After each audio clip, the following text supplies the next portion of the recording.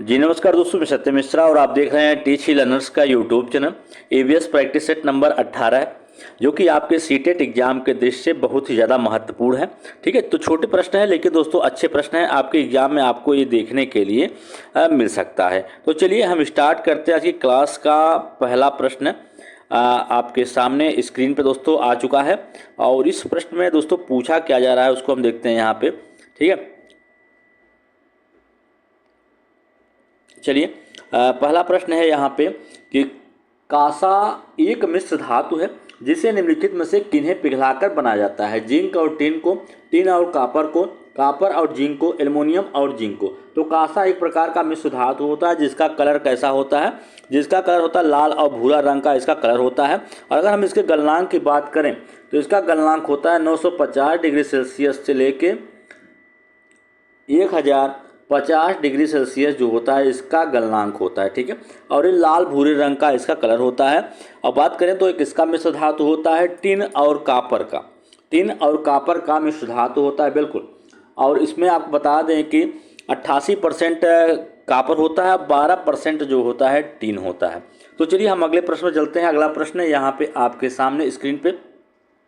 यहाँ पे कहा गया है दोस्तों कि निम्नलिखित में से कौन सा समूह ईवीएस पाठ्यक्रम में सुझाए गए 6 विषयों में से 4 को सही ढंग से प्रस्तुत करता है। बिल्कुल यहाँ पे ईवीएस थीम से रिलेटेड प्रश्न पूछा गया है। और आपको बता दें दोस्तों कि आपके परीक्षा में ईवीएस के थीम से रिलेटेड जो प्रश्न हैं अक्सर आपके एग्जाम में जो है वो पूछे जाते हैं। ठीक है, तो यहाँ पे आप जान लीजिए कि ईवीएस के जो मुख्य थीम होते हैं उसमें परिवार और मित्र पहला थीम होता है, दूसरा भोजन होता है, तीसरा आश्रय होता है, चौथा जल होता है, पांचवा यात्रा होता है, छठवां चीज़ें जो हम बनाते और करते हैं। बिल्कुल, तो यहाँ पे पौधे, जानवर, परिवार, भोजन और पदार्थ, ये पदार्थ है, कोई थीम नहीं है। ठीक है दोस्तों, अगला है कि परिवार और मित्र, भोजन, पानी और यात्रा, चीज़ें हम बनाते और करते हैं, भोजन, आवास और पौधे, पदार्थ कोई थीम नहीं, बिल्कुल काट दीजिए।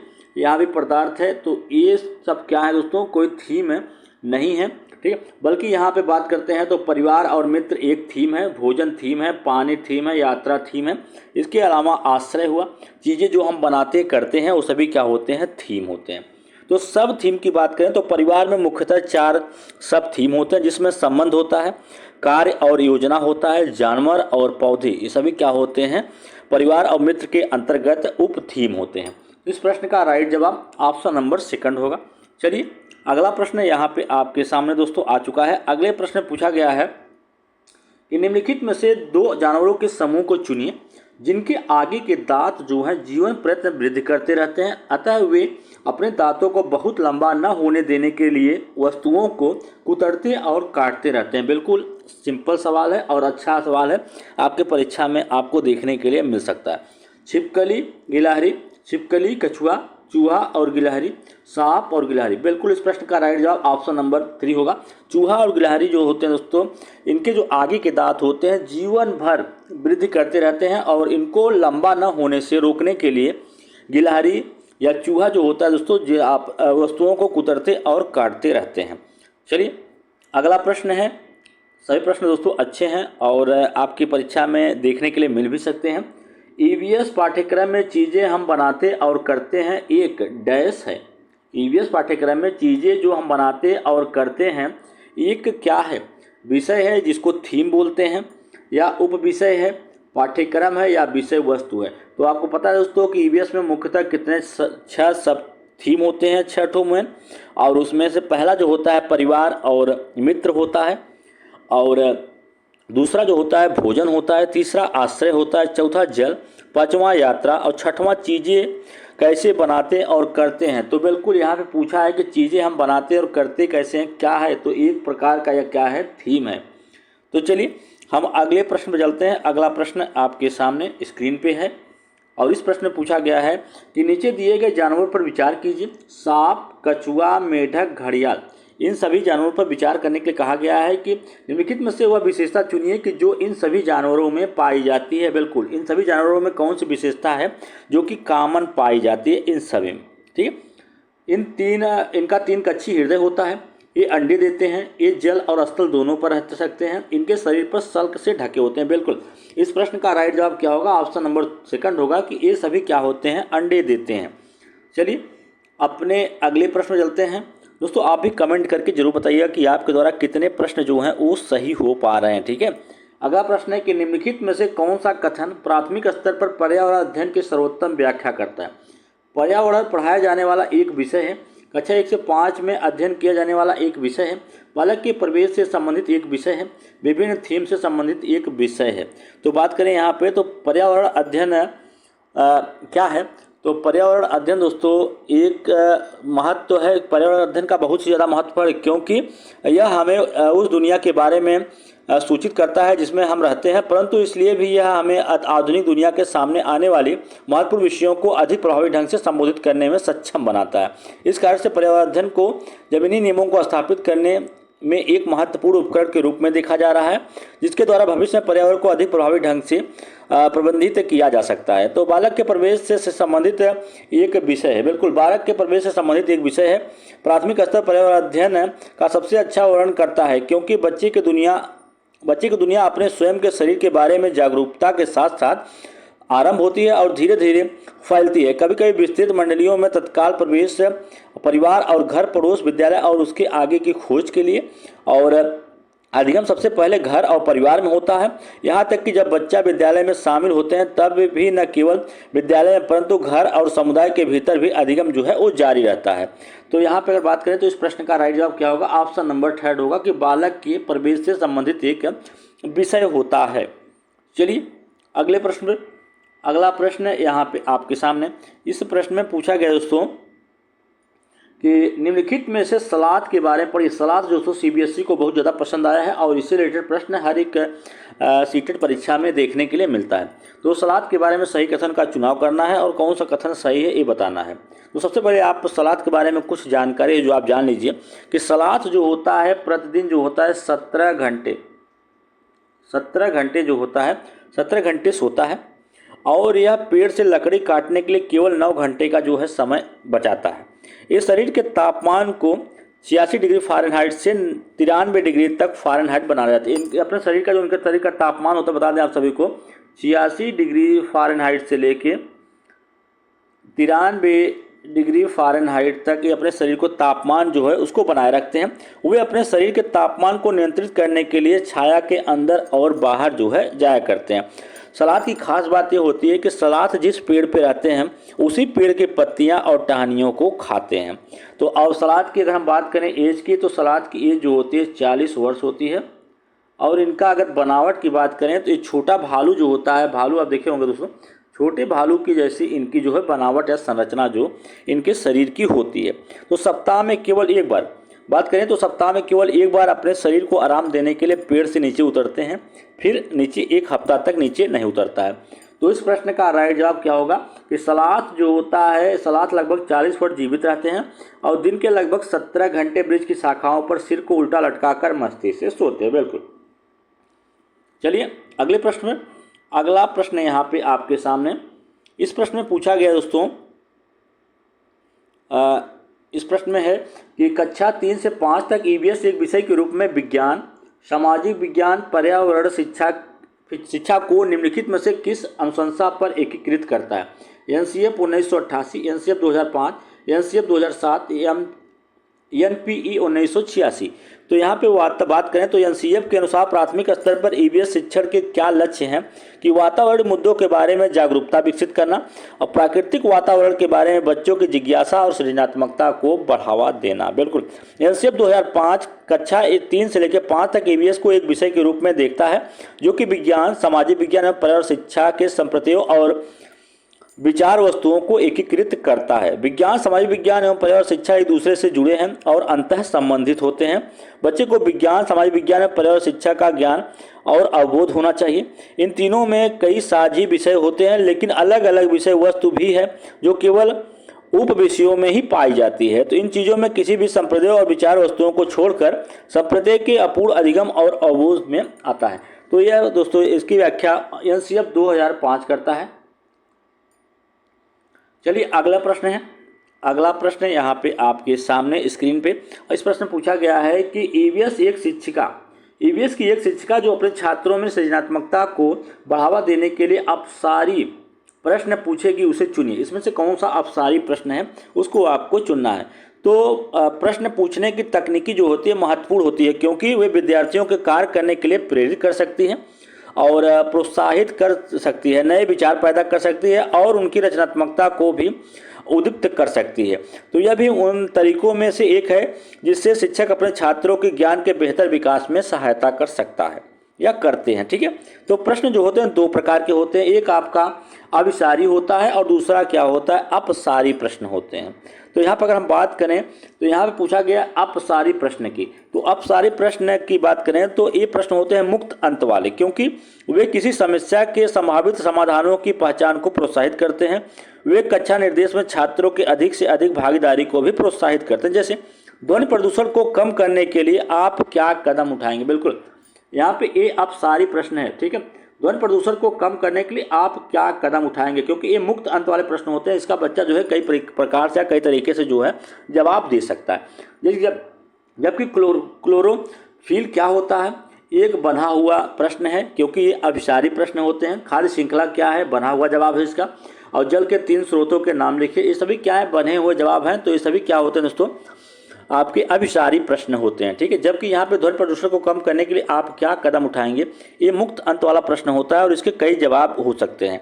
चलिए हम अगले प्रश्न में चलते हैं। अगला प्रश्न यहाँ पे आपके सामने, पर्यावरण अध्ययन के अध्यापक श्री मेहरा जी अपने कक्षा में हमेशा भारत का मानचित्र लेकर आते हैं, क्योंकि यहाँ पे दोस्तों क्या करते हैं कि एक अध्यापक है जिनका नाम मेहरा है, वो अपने कक्षा में हमेशा जो है भारत का मानचित्र लेके आते हैं, क्योंकि मानचित्र अच्छी प्रकार से बने होते हैं, उन्हें विद्यार्थी पसंद करते हैं। विद्यार्थी मानचित्र देखकर आनंदित होते हैं। मानचित्र छात्रों को स्थान दिशाओं की स्थिति को समझने में समझाने में सहायक होते हैं। बिल्कुल, छात्र कक्षा में शांत और सावधान बैठे रहते हैं। बिल्कुल, अगर शिक्षक जो है मानचित्र लेके आएंगे तो उसे को देख के छात्र या सावधान और कक्षा में बिल्कुल इस तरीके से थोड़ी बैठेंगे। ठीक है, बात करते हैं तो मानचित्र अच्छी प्रकार से बने होते हैं और उन्हें विद्यार्थी देखकर पसंद होते हैं। बिल्कुल, बात करें तो ईवीएस कक्षा में शिक्षक भारत के मानचित्र का उपयोग करता है, जिसके द्वारा एक छात्र अपने पाठ्यक्रम के बारे में अवधारणात्मक रूप से और रुचिपूर्ण रूप से अधिगम कर सकता है। तो मानचित्र छात्रों को स्थान और दिशाओं, नदियों, समुद्रों, राष्ट्रीय राजमार्गों आदि की भौगोलिक स्थिति के बारे में जानने में सहायता करता है और यह एक ऐसा उपाय जिसके द्वारा छात्र अपने मस्तिष्क में मानचित्र की कल्पना कर सकता है और रट कर सीखने से बच सकता है। बिल्कुल, अगर मानचित्र जो है छात्रों को स्थान और दिशाओं की स्थिति समझने में सहायता करते हैं और मानचित्र के द्वारा ही दोस्तों ऐसा होता है कि मस्तिष्क में मानचित्र की कल्पना जो है कर सकता है विद्यार्थी और रट कर सीखने से बच सकता है। अगला प्रश्न है, अब इस प्रश्न में पूछा गया कि विद्यार्थियों में समूह निर्माण की प्रक्रिया को कौन से कारक जो हैं प्रभावित करते हैं। समूह निर्माण की प्रक्रिया को कौन से कारक जो हैं वो प्रभावित करते हैं। पहला दिया गया समय और स्थान की उपलब्धता, क्रियाकलाप की प्रकृति और उनका उद्देश्य, छात्रों की संख्या। तो विद्यार्थियों के समूह निर्माण में कौन से कारक जो हैं प्रभावित करते हैं, तो केवल 2 या 1, 2, 3, तीनों, 1 तथा 3। तो सबसे पहले आप जानिए, एक समूह से कार्य करना छात्रों के अधिगम का एक अनिवार्य या महत्वपूर्ण भाग होता है और उनके सामाजिक विकास में योगदान देता है। इसलिए स्कूल में समूह गतिविधियों को बढ़ावा देना अति महत्वपूर्ण होता है। तो छात्रों समूह निम्नलिखित कारकों पर आधारित होता है, जैसे समय और स्थान की उपलब्धता, क्रियाकलाप की प्रकृति और उसका उद्देश्य, छात्रों की संख्या। तो कह सकते हैं कि तीनों ही के बीच समूह निर्माण की प्रक्रिया को प्रभावित करते हैं। तीनों ही दोस्तों, समय और स्थान की उपलब्धता, क्रियाकलाप की प्रकृति तथा उनका उद्देश्य, छात्रों की संख्या। तो तीनों ही इस प्रश्न के राइट जवाब हैं। तो चलिए हम अगले प्रश्न में चलते हैं और अगला प्रश्न आपके सामने स्क्रीन पे, और इस प्रश्न में पूछा गया है कि पर्यावरण अध्ययन की पुस्तक में दिए गए प्रयोगों के परिणाम जो हैं प्रयोग के अंत में दिए जाने चाहिए, जिससे विद्यार्थी उनकी पुष्टि कर सके। नहीं दिए जाने चाहिए क्योंकि विद्यार्थियों को स्वयं अवलोकन करके निष्कर्ष तक पहुंचना चाहिए। पर्यावरण अध्ययन अध्यापक द्वारा स्पष्ट किया जाना चाहिए।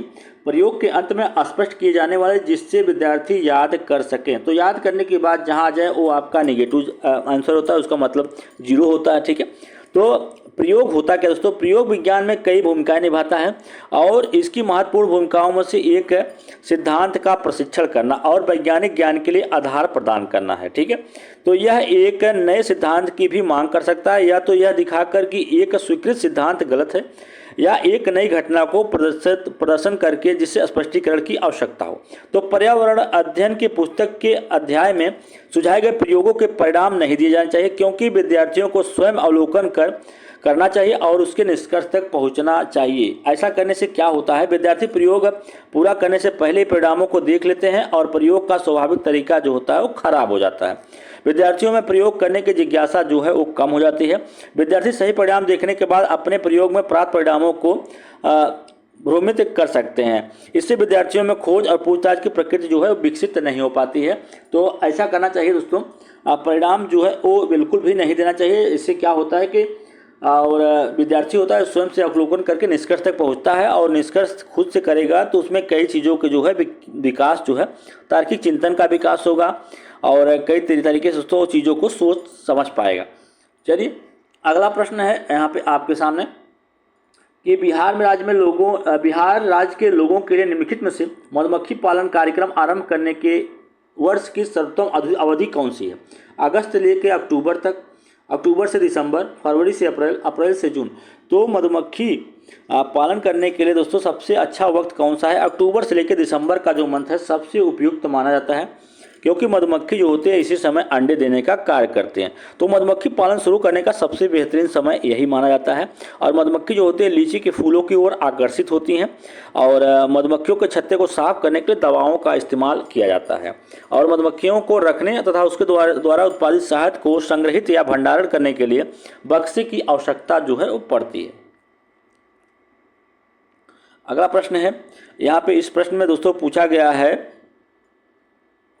कि ब्रेल लिपि के बारे में निम्नलिखित कथनों का अध्ययन कीजिए। ब्रेल लिपि का उपयोग दोस्तों होता क्या है, ऐसे बच्चे जो कि दृष्टिबाधित होते हैं या उनको दिखाई नहीं देता है, तो ऐसे बच्चों को पढ़ाने के लिए या चीज़ों को बताने के लिए ब्रेल लिपि का इस्तेमाल किया जाता है। इसे 1821 ईस्वी में बात करें तो 1821 ईस्वी में लुईस ब्रेल द्वारा विकसित किया गया था और ब्रेल प्रणाली में 63 बिंदु प्रतिरूप या 63 बिंदु वर्ण होते हैं।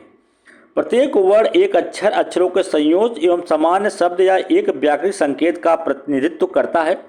यह लिपि जो होती है 6 बिंदुओं पर आधारित होती है। यह जो लिपि होती है दोस्तों 6 बिंदु पर आधारित यह लिपि जो होती है बनी होती है। और बात करें तो यह लिपि नुकीले उपकरणों का उपयोग करके छापी या हाथ द्वारा बनाई जा सकती है और उन्हें छूने में आसान बनाने के लिए बिंदु को थोड़ा ऊपर उठाया जाता है। तो आप देखते हैं कि इसमें ऑप्शन क्या दे रखा है कि ब्रेल लिपि के बारे में लिखित कथनों का अध्ययन कीजिए।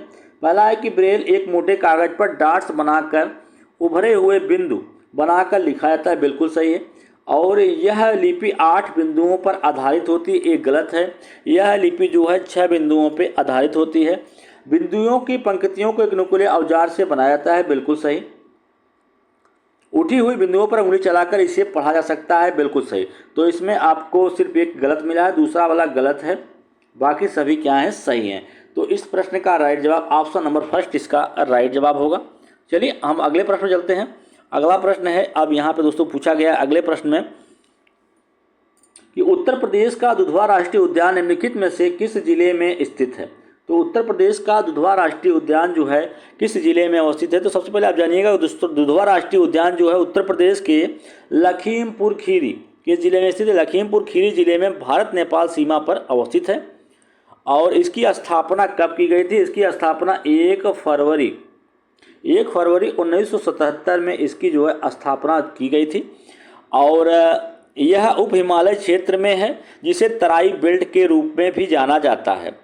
और राष्ट्रीय दुधवा उद्यान उत्तराखंड के गठन के बाद राज्य के पहले राष्ट्रीय उद्यान के रूप में जाना जाता है। दुधवा राष्ट्रीय उद्यान जो है बारहसिंघा का गढ़ है। दुनिया के लगभग आधे बारहसिंघा जो हैं वो दुधवा राष्ट्रीय नेशनल पार्क में मौजूद हैं।